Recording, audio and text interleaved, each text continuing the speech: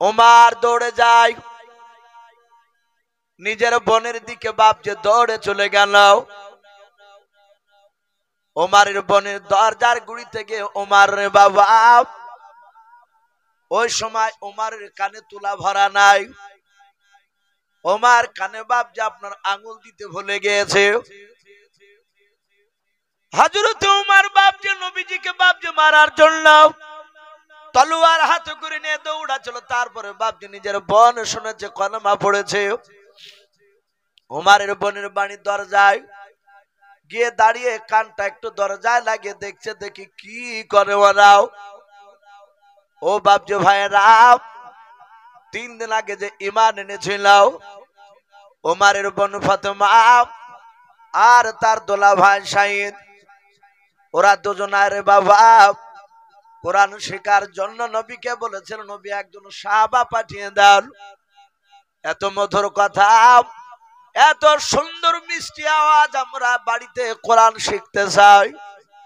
আল্লাহর নবী যে বাবা খাব্বাব নামক একজন সাহাবাকে বলেন, খাব্বাব যাও এদের দুজনকে কোরআন শিখে দিয়ে এসো বাড়িতে, মাঝে মাঝে তুমি যাবাও। ওই সময় খাব্বাব বাপজি ঘরের দরজাটা বন্ধ করে ফাতেমা এবং শাহিদ তারা স্বামী স্ত্রী দুজনাই কোরআন আওয়াজ বাপজি শুনছিল। হযরতে খাব্বাব তিনি বাপজি কোরআনের আয়াত তেলাওয়াত করেছিলেন মধুর সুরে। আল্লাহ বলেছেন, ওয়ারাতিলিল কোরআন তারতিলাও, কোরআনকে তোমরা মধুর সুরে তোমরা পড়ো। কোরআন এমন একটা জাদুকৃতি কিতাব, যে কোরআন বাপজি শুনতো যারা মন দিয়ে মক্কা নগরে। আজও বাবা গোটা পৃথিবীর বাপজি বড় বড় বাপজি জ্ঞানী গুণী লোকেরা অমুসলিমদের মধ্যে থেকে বাবা যারাই কোরআন মধুর সুরে বাপজি মন দিয়ে দেখতে যায়, তারাই বাপজি কোরআনওয়ালা হয়ে যায়। বলুন সুবহানাল্লাহ। ওমরের কানে গিয়ে বাপজি 3টা কোরআনের আয়াতের আওয়াজ বাপজি ধাক্কা লেগে গিয়েছে। ওমর বাবা চিৎকার করে ডাক দিয়ে বলেছে, বোন ফাতেমা দরজা খোল। যাহাতে দরজা খোলার কথা বললো, হযরতে খাব্বাব কোরআন খান বাপজি বুকের সাথে বাপজি জড়ে ধরলেন। ফাতেমা বুঝতে পেরেছে এই গলার আওয়াজ আমার ভাইয়ের। মনে হয় ওমর জানতে পেরেছে আমরা কলমা পড়েছি। ওমর মনে হয় আমাদেরকে আর বেঁচে রাখবে না, হত্যা করে ফেলবে। কারণ আমার ভাই অত্যন্ত জিদের রাগের। হযরতে ফাতেমা ডাক দিয়ে বলেছিলেন, ওগো আমার খাব্বাব ভাই, ওমর কোরআনকে চিনে না, কোরআনের হয়তো অবমাননা করবে। ওগো খাব্বাব ভাই, কোরআন খানা তুমি নিয়ে তুমি ঘরের আড়ালে লুকিয়ে যাও। মারির ভয় পালায়নি। ওমর যদি কোরআনটাকে ছিঁড়ে ফেলে দেয়, তাই কোরআনটা নিয়ে ভাই একটু লুকাও, বাকিটা আমরা দেখছি। ওমর কয়েকবার দরজা খুলতে বললে, একটু দেরি হলে খুলতে। ওই উমার পা দিয়ে বাপজি দরজায় এত জোরে বাবা আঘাত করলো, দরজাটা ভেঙে গেল। ভাঙার পর ওমর দৌড়ে গিয়ে নিজের দুলা ভাইয়ের দাড়িখানা বাম হাত দিয়ে ধরলো। তলোয়ারের উল্টো পিঠ দিয়ে বাপজি আপনার হাতখানা তলোয়ার ধরে আছে। ডাকে দিয়ে বলে, ভাই শুনলাম তুমি নাকি কলমা পড়ে নিয়েছো। হযরতে শাহিদ ডাক দিয়ে বলে, ওরে ভাই উমর, শুধু আমি একাই নাই, শুনে নাও, তোমার বোন ফাতেমা কলমা পড়ে মুসলমান হয়েছে। বলুন সুবহানাল্লাহ।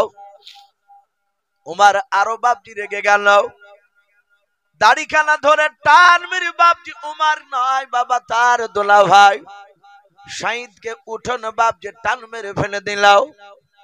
আমরা অনেকে যারা বাপজি আগিনা বলি, উঠোন বলি, উঠোনে উমরের দোলা ভাই বাপজি পড়ে যাওয়ার পর হযরতে উমর বাপজি নিজের দোলা ভাইয়ের বুকের উপর দাঁড়িয়ে গিয়ে বাবা পা দিয়ে বাপজি মারতে লাগলো। তলোয়ারের উল্টো পিঠ দিয়ে আঘাত করার বলে, ভাই এখনো সময় আছে, নবীজিকে ভুলে যাও। হযরত উমর বাপজি মারে, শহীদ কাঁদে আর বলো, ভাই উমর তুমি তো আমার পর নয়, তুমি আমার নিজের মানুষ ভাই উমার, শুনে নাও, তুমি আমাকে মারতে মারতে তলোয়ার দিয়ে যদি আমাদেরকে জবাই করে ফেলো, আমরা দুজনাই কলমা ছাড়তে রাজি নাই, বলুন সুবহানাল্লাহ। ওমর বাপ যে আপনার থামে নাই, এত মারতে লাগলো, মারতে মারতে মারতে বাবা ওমারের বোন তাকে দেখলেন, আমার স্বামীকে আমার ভাই মেরে ফেলবে, বেঁচে রাখবে নাও। মাটিখানা বাপজি, উঠোনের মাটি বাপজি রক্তে লাল হয়ে গিয়েছে বাবা। ওমার শুধু মারে, বল নবীকে ছাড়বে কিনা বল। হযরত ফাতেমা দৌড়ে গিয়ে নিজের স্বামীর বুকের উপর শুয়ে পড়ে ডাক দিয়ে বলেছিল, ওগো আমার ভাই, আমার স্বামীকে তুমি আর মেরো না। স্ত্রীতে বাপ যে আপনার স্বামীর বুকের উপর যখন শুয়ে পড়ল, ওমর তার দিলের ভিতরটা বাপ যে এমনই পাথরের মতো বাপ যে শক্ত হয়ে গিয়েছিল। নূরের বাতি বাপ যে তখনও জ্বলেনি, হেদায়েতের নূর জ্বলেনি। ওমর নিজের বোনকে পর্যন্ত বাপ যে রক্ষা দিল না, নিজের বোনের চুলগুলোকে বাপ যে খামচা মেরে ধরে টান মেরে আগুনেতে ফেলে দিল, উঠোনে ফেলে দিল। দাঁড়াস করে ফাতেমা পড়ে গেল। ওমর রাগে থাকতে না পেরে বাপজি দৌড়ে গিয়ে নিজের বোনের বুকের উপরে দাঁড়িয়ে গেল। ওমর ডাক দিয়ে বলে, বোন ফাতেমা, তুই আর আমার মায়ের পেটের বোন নাই, আমি তোকে মায়ের পেটের নজর আর দেখবো না বোন বললেও। ওরে বোন, তুই আমাদের বাপ দাদার দুশ্মন হয়ে গিয়েছিস, আমার বাপ দাদার ধর্মকে ত্যাগ করে এখানে এসেছিস, মুহাম্মদ সাল্লাল্লাহু আলাইহি ওয়াসাল্লামের কলেমা পড়ে নিয়েছিস, তোকে আর বেঁচে রাখবো না। এক এক করে তোর বুকের বাতা গুলো আমি ভেঙে ফেলবো। পা দিয়ে লাথ মারে আর তলোয়ারের উল্টো পিঠ দিয়ে আঘাত করে। ফাতেমা ডাক দিয়ে বলল, গো ভাই, মারতে মারতে যদি আমাকে ধোলার সাথে যদি মিশিয়ে দাও, এ বুকের ভিতরে আল্লাহর নবীজিকে বাপজি জায়গা দিয়ে দিয়েছি গো ভাই, এই কলিজার ভিতর থেকে আমার নবীকে টেনে বের করতে পারবে না, বলুন সুবহানাল্লাহ। উমার এত মারার পর বাবা উমার দেখলো, এত মারলাম দুলা ভাই আর বোনকে, একটিবার জানের ভিক্ষা চাইল নাও। ফাতেমা ডাক দিয়ে নয়, উমার ফাতেমাকে ডাক দিয়ে বলে, ওরে আমার বোন ফাতেমা, অনেকক্ষণ ধরে মারলাম নবীজিকে তুই ছাড়বে না, মেনে নিলাও। ওরে ফাতেমা, একটিবার শুধু আমার কাছে জানের ভিক্ষা চাও।